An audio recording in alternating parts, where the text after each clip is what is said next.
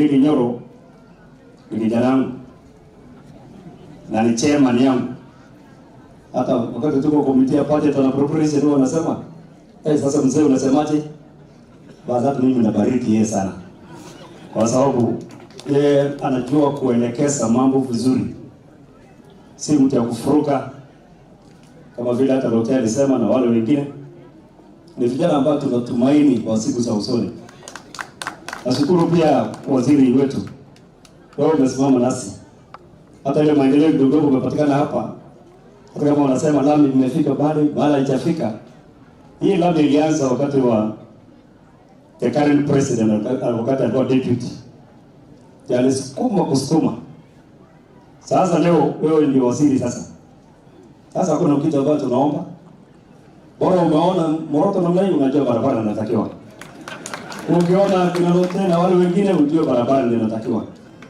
Ili tufanane na wengine. Tunatembea na Mheshimiwa Protas. Tutakuwa tunatembea sio kutafuta amani bali kusherekea amani. Kwa hivyo najua kwamba ninyi mkiingilia na serikali hii inawezekana kwamba mambo ya amani yakazunguka katika hii constituency yetu na katika county hii yetu. Nashukuru sana serikali ya Kenya kwa kutumia mtu anaitwa Kanyi, the liaison officer, ambaye yuko upande wa Moroto. Bwana Kanyi ametusaidia sana kwa sababu wakati kunakuwa na ukosefu wa amani upande wa Uganda, watu wetu wameshikwa, yeye ameingilia kwa kutetea Wakenya ambao wameshikwa kwa namna nyingine moja ama nyingine.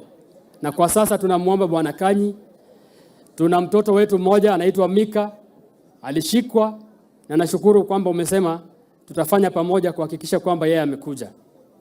Serikali hii ya Kenya, Mheshimiwa Murkomen, najua mambo ambayo unaenda pale Swam ni mambo ya kuangalia mambo ya barabara, ili Mheshimiwa President wetu William Ruto na President wa Uganda kukutana.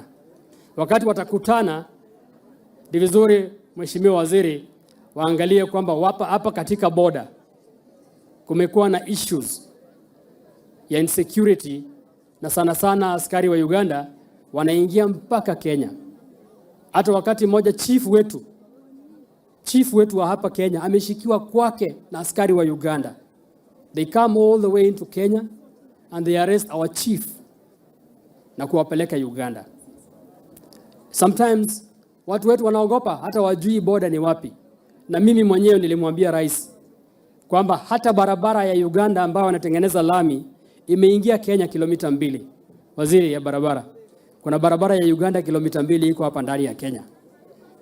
Na so hiyo ndio vitu tunaomba, mambo ya amani katikati ya Kenya na Uganda pia ishughulikiwe vile.